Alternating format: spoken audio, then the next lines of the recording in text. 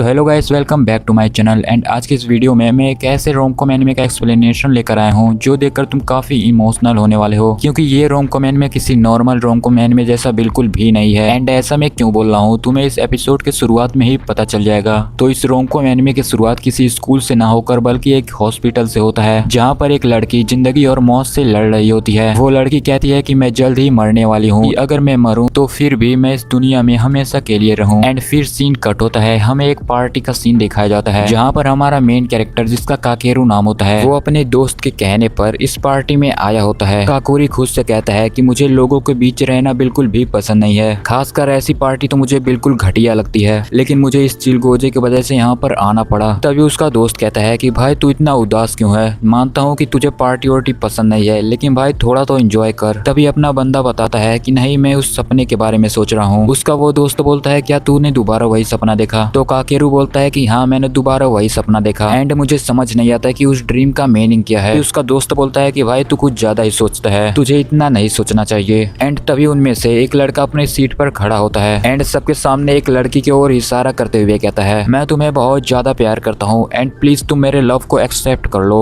लेकिन तभी वो लड़की कहती है कि मुझे तुम्हारे जैसे छछुंदर बिल्कुल नहीं पसंद, आई मीन तुम्हारे जैसे बंदे मुझे बिल्कुल नहीं पसंद। लेकिन इस बंदे को देखकर अपना बंदा कहता है कि मुझे ऐसे लोग बिल्कुल भी नहीं पसंद जो लोगों के सामने कूल बनने का एक्टिंग करते हैं, लेकिन उनके अंदर घंटा ऐसा कुछ नहीं होता जिससे लोग उन्हें कूल समझें। एंड ऐसे लोग कूल बनने के चक्कर में अपना मुंह काला करवा लेते हैं। एंड फिर काकेरू का दोस्त काकेरू को दो लड़कियों के पास लेकर जाता है, एक का नाम यूको है एंड दूसरे का नाम कोहारू है। वैसे सच बोलूं तो जब मैंने इसे पहली बार देखा था तो ये लड़की मुझे बिल्कुल हिनाता की जैसी लगी थी, वैसे शायद तुम्हें भी ऐसी ही लगी होगी। चलो कंटिन्यू करते हैं स्टोरी को। लेकिन तभी ये चारों बातें करने लगते हैं एंड बातें बातें में काकोरू नोटिस करता है, वो देखता है कि कोहारू के सामने ही उसका ड्रिंक पड़ा होता है, लेकिन कोहारू फिर भी अपनी ड्रिंक को उठा नहीं पा रही होती है। कोहारू अपनी ड्रिंक को ऐसे ढूंढ रही होती है जैसे तुम क्लास में अपने क्रश को ढूंढते हो, आई मीन उससे अपना ग्लास मिलता नहीं है। लेकिन तभी अपना बंदा कहता है कि तुम्हें दिखाई नहीं देता क्या, तुम्हारे सामने ही तो तुम्हारा ग्लास पड़ा हुआ है। एंड तभी कोहारू बोलती है कि तुमने सही कहा, मुझे सच में कुछ नहीं दिखाई देता। यानी कोहारू देख नहीं सकती, उसे ऐसा दिखता है जैसा तुम्हारा फ्यूचर है, यानी बिल्कुल अंधेरा।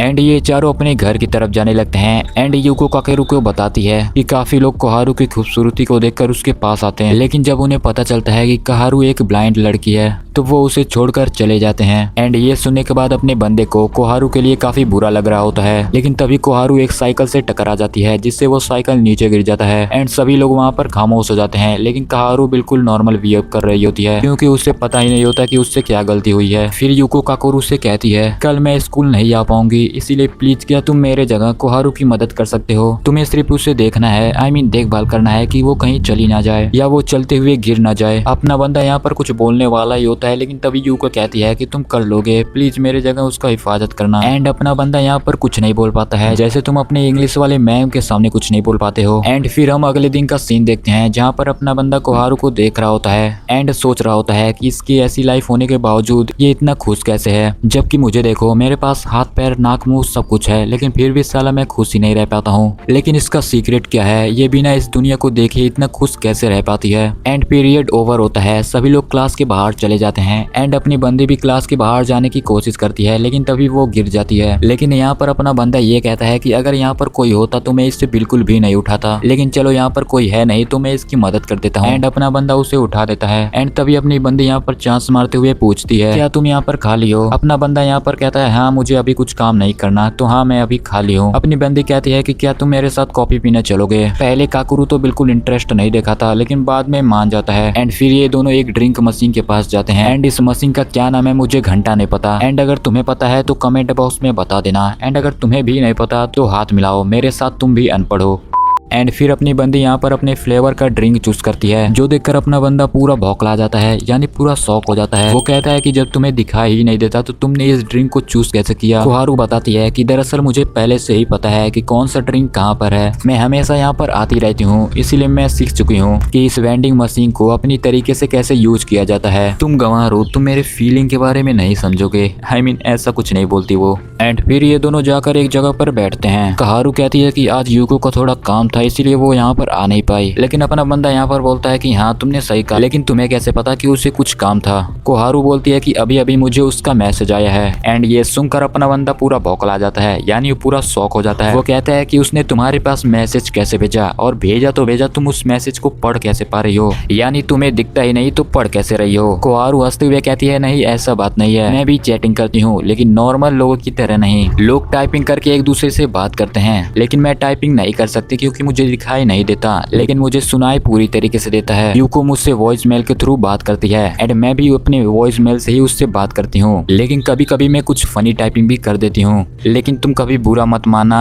अगर मेरा कोई ऐसा मैसेज जाए तुम्हारे पास जिसका कोई सेंस ना बनता हो। फिर अपना बंदा बोलता है कि हाँ मैं समझ सकता हूँ। एंड यहाँ पर काकोरू खुद से बातें करते हुए कहता है इसके पास आंखें भी नहीं है, लेकिन फिर भी ये अपनी जिंदगी से प्यार करती है। लेकिन वहीं पर मुझे देखो, मेरे पास वो सब कुछ है जो एक नॉर्मल पर्सन के पास होना चाहिए, लेकिन फिर भी मैं इतना उदास रहता हूँ, अपनी खुद की लाइफ को इतना कोसता रहता हूँ, जबकि ये लड़की अपनी आंखों से देख भी नहीं सकती, फिर भी वो अपनी लाइफ से काफी खुश है। वो अपनी जिंदगी जीना चाहती है, कोई बहाना नहीं करती और हमेशा इसकी शक्ल पे मुस्कुराहट रहती है। एंड फिर ये दोनों एक दूसरे का कॉन्टेक्ट नंबर लेते हैं, जहाँ पर अपने बंदी के डीपी पर एक खूबसूरत सा फ्लावर लगा होता है, जो देखकर अपने बंदे को उसके सपनों का याद आ जाता है। वो देखता है कि वो एक इनविजिबल वॉल में कैद है, जिसके बाहर वही खूबसूरत सा फ्लावर उसका इंतजार कर रहा है, या तो कहो उसे बाहर बुला रहा है। एंड तुम समझ ही सकते हो कि वो खूबसूरत फ्लावर कौन हो सकता है। एंड फिर हम नेक्स्ट सीन क्लास का देखते हैं, जहाँ पर पीरियड ओवर हो चुका होता है, सभी लोग क्लास के बाहर जा रहे होते हैं एंड जो कोहारू होती है दोबारा से गिर जाती है। अपना बंदा जो होता है वो जाकर उसे उठाता है एंड फिर कोहारू कहती है कि ये दूसरी बार हो चुका है ना, मुझे माफ करना। लेकिन अपना बंदा कहता है कि तुम्हारी कोई गलती नहीं है। एंड फिर अपनी बंदी दोबारा से चांस मारते हुए कहती है कि क्या तुम अगले पीरियड में खाली हो। अपना बंदा कहता है कि हाँ मैं अगली पीरियड में खाली तो हूँ, लेकिन तुम्हें ये कैसे पता। कोहारू कहती है कि मैं तुम्हारे जैसे अनपढ़ नहीं हूँ, मुझे सब कुछ पता होता है। I mean, जो अनपढ़ शब्द है वो वहाँ से हटा दो, क्योंकि मैं वीडियो को फनी बनाने के लिए ये सब बोलता हूँ, तो तुम इसे दिल पर मत लेना। हाँ अगर वहाँ पर लेना चाहो तो ले सकते हो।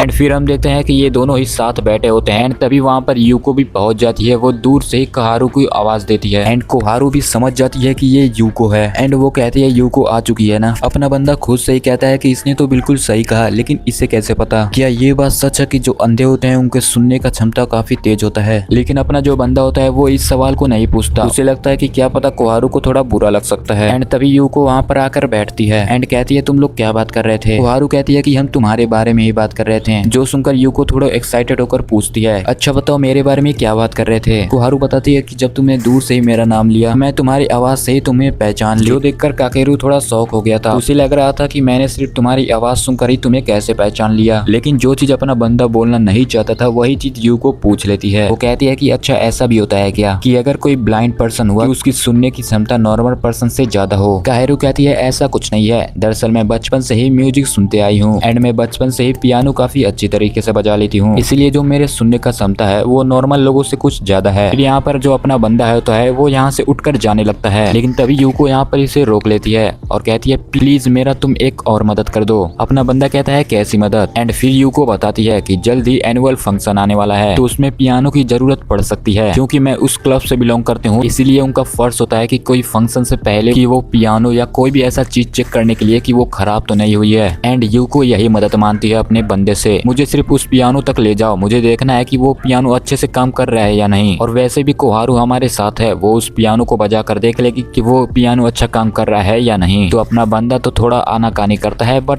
एंड में जाकर वो भी मान जाता है। ये लोग वहाँ पर जा ही रहे होते हैं, लेकिन तभी यूको का एक कॉल आता है और उसे जल्द ही मीटिंग में जाना होता है। वो कोहारू से कहती है कि मुझे माफ करना, मैं तुम्हारे साथ नहीं जा सकती। एंड फिर यूको अपने बंदे से रिक्वेस्ट करते हुए कहती है कि मैं तो नहीं जा सकती, लेकिन तुम दोनों वहाँ पर जाओ और उस पियानो को चेक करो और मुझे बाद में बता देना कि वो पियानो सही है या उसमें कुछ खराबी है। एंड फिर काकेरू और कोहारू वहाँ पर पहुंच जाते हैं। कोहारू वहाँ पर आराम से बैठती है। तभी अपना बंदा उससे पूछता है अगर मैं तुमसे कुछ पूछूं तो तुम्हें बुरा तो नहीं लगेगा। फिर अपना बंदा पूछता है जब तुम्हें दिखाई ही नहीं देता तो तुमने इस सॉन्ग को याद कैसे रखा। फिर कोहारू बताती है सुनो बहन के भाई, मैं बचपन से ही अंधी नहीं थी, मैंने ब्लाइंड होने से पहले ही कुछ सॉन्ग सीख लिए थे, इसलिए मैं वही सॉन्ग बजा सकती हूँ जो मैंने ब्लाइंड होने से पहले ही सीखी थी। लेकिन मैं इसमें इतना भी खास नहीं हूँ, ज्यादातर जो ब्लाइंड लोग हैं वो मुझसे भी काफी आगे हैं इस चीज में। तो अपना बंदा कहता है अच्छा ऐसा है क्या, तो तुम इस पियानो को बजाओ, जिससे ये पियानो चेक भी हो जाएगा और इससे पता भी चल जाएगा तुम कितनी अच्छी पियानो बजाती हो। एंड अपनी जो बंदी होती है वो पियानो को बजाती है एंड इसने ये सॉन्ग इतना अच्छा बजा है, सच में इतना ज्यादा अच्छा बजा है कि जो अपना जो बंदा है वो अलग ही दुनिया में पहुंच चुका है। I mean, फाइनली एक पीसफुल प्लेस पर पहुंच चुका है। उसे ये सॉन्ग सुनकर काफी सुकून मिलता है। फिर अपना बंदा कहता है, क्या तुम मेरे लिए एक बार और इसे बजा सकती हो? तुमने इसे काफी अच्छा बजाया है, सच में तुमने इसे काफी ज्यादा अच्छा बजाया है। ऐसा पियानो सॉन्ग मैंने आज तक कभी नहीं सुना था। एंड फिर पियानो चेक करने के बाद ये लोग बाहर चले आते हैं। एंड फिर यहाँ पर जो अपना बंदा होता है वो कहता है कि अगर मुझसे तुम्हें कभी भी कोई काम हो तो तुम मैसेज करके बता सकती हो। अपनी बंदी कहती है, सच में क्या मैं तुम्हें मैसेज कर सकती हूँ? क्या तुम्हें इससे बुरा नहीं लगेगा? फिर अपना बंदा कहता है कि मुझे बुरा क्यों लगेगा, वैसे भी इतनी खूबसूरत लड़की मुझे मैसेज करेगी। वैसे ये लाइन इसने नहीं बोला था। एंड फिर हम नेक्स्ट सीन देखते हैं क्लासरूम का, जहाँ पर टीचर कुछ पढ़ा रहा होता है। अगर तुम किसी को अपने डेली लाइफ में देखते हो या तुम उसके बारे में ज्यादा सोचते हो तो तुम उसकी ओर अट्रैक्ट हो सकते हो। फिर जो अपना बंदा होता है वो अपनी दोस्त की तरफ देखकर कहता है, मैं तो इस झिंगुर से हमेशा मिलता हूँ, तो इसका मतलब ये है कि मैं इसके ओर अट्रैक्ट हो रहा हूँ। क्या बकवास है। एंड फिर क्लास ओवर होता है एंड अपना बंदा क्लास के बाहर आता है। एंड तभी उसके फोन पर कोहारू की तरफ से एक मैसेज आता है। वो एक पुरानी शिप के पास एक्सप्लोर करने के लिए कहती है। अपना बंदा भी वहाँ पर पहुंच जाता है और अपना जो बंदा होता है वो कहता है, सच में यार ये जो शिप है उसे तो इतिहास में लिखना चाहिए। इतनी बड़ी शिप, वो भी इस जगह पर। वैसे मैं ये शिप पहली बार देखता तो मैं काफी एक्साइटेड होता, लेकिन जबकि मैं इसे बार बार देखता हूँ, हर दिन देखता हूँ, तो मेरे लिए इसका वैल्यू थोड़ा कम हो चुका है। एंड फिर काकेरू कोहारू के पास जाता है। एंड जो यहाँ पर अपना बंदा होता है वो कोहारू को पूरे शिप के बारे में अच्छे से बता रहा होता है कि ये कौन सी जगह है, यहाँ पर कैसी फील हो रहा है, वगैरह वगैरह। एंड फिर ये दोनों आते हैं एक खुली जगह पर, जहाँ पर अपनी जो बंदी होती है वो ऐसा बात कह देती है जिसे सुनकर अपना बंदा शर्मा ही जाता है। अपनी बंदी कहती है कि चलो यहाँ पर हम टाइटैनिक वाला पोज रिक्रिएट करें। एंड ये सुनने के बाद अपना बंदा ब्लश करने लगता है एंड खुद से ही कहता है कि सच में ये चाहती है कि मैं इसे टच करूं। आई मीन टाइटैनिक वाले पोज में एक दूसरे को टच तो करना ही पड़ेगा। फिर अपना बंदा कहता है, नहीं रहने दो, वरना ये वाली भी टाइटैनिक डूब जाएगी। कोहारू कहती है कि ये कैसी बात कर रहे हो, हम समुद्र के बीचों बीच थोड़ी ना है कि हम डूब जाएंगे। लेकिन अपना बंदा कहता है, नहीं हम फिर भी डूब ही जाएंगे। कोहारू हंसते हुए कहती है, तुम सच में काफी फनी हो। एंड इसी बीच कोहारू लड़खड़ा कर गिर जाती है। आई मीन गिरने वाली होती है, लेकिन अपना जो बंदा होता है वो उसे पकड़ लेता है, लेकिन ये दोनों ही गिर जाते हैं। एंड फिर काकोरू उठता है एंड कोहारू को भी उठाता है। एंड कोहारू कहती है कि सॉरी मुझसे गलती हो गई, लेकिन अपना बंदा अगेन कहता है कि नहीं तुम्हारी इसमें कोई गलती नहीं है। एंड फिर हम देखते हैं कि बूम, अपना बंदा उठ चुका है। आई मीन काकेरू ये सब चीजें जो देख रहा था वो एक सपना था। एंड जब काकेरू उठता है तो उसके सामने उसका दोस्त होता है, उससे वो थोड़ी बहुत बातें करता है। एंड फिर बारिश में अम्ब्रेला लेकर बाहर निकल जाता है। एंड फिर हम देखते हैं कि उसके आगे ही अपनी बंदी होती है जो अपने छाते को संभाल ही नहीं पाती है। आई मीन हवा इतना तेज चल रहा था कि वो अपने अम्ब्रेला को संभाल ही नहीं पाती। एंड तभी अपना बंदा वहां पर आता है और कहता है कि कोई बात नहीं, दो मैं इसे संभालता हूँ। एंड फिर ये दोनों एक ही अम्ब्रेला के नीचे चलने लगते हैं। एंड तभी जो अपनी बंदी होती है वो काफी क्यूट अंदाज में कहती है, क्या हम दोनों एक दूसरे को अपने नेम से बुला सकते हैं? आई मीन ये दोनों एक दूसरे को जितना बार भी बुला रहे थे वो दोनों ही सरनेम के नेम से बुला रहे थे, ना कि उनके ओरिजिनल नेम से। फिर अपना बंदा कहता है कि ऐसा क्यों? अपनी बंदी कहती है कि हम एक महीने से साथ हैं तो हम एक दूसरे को नेम से तो बुला ही सकते हैं। एंड अपना बंदा भी मान ही जाता है। एंड तभी जो अपनी बंदी होती है अचानक से बंदे के काफी करीब चली जाती है। उसे लग रहा होता है कि काकेरू बारिश में गीला हो रहा है, इसीलिए वो काकेरू के काफी करीब चली जाती है। एंड इसी रोमांटिक सीन के साथ ये वीडियो समाप्त होता है। एंड अगर तुम्हें इस वीडियो को लाइक एंड चैनल को सब्सक्राइब करना है तो करो, और नहीं करना है तो मत करो, लेकिन तुम्हें एक चीज करना ही पड़ेगा, तुम्हें इस वीडियो के कमेंट बॉक्स में इस एपिसोड की रेटिंग देनी पड़ेगी, और तुम्हें देनी ही पड़ेगी। ये तुम्हारी मर्जी नहीं मेरी मर्जी है, तुम्हें देनी ही पड़ेगी। एंड अगर तुमने रेटिंग नहीं दिया तो तुम समझ जाओ कि तुम गे हो। तो अब मिलते हैं अगली वीडियो में, तब तक के लिए टाटा बाय बाय सायोनारा।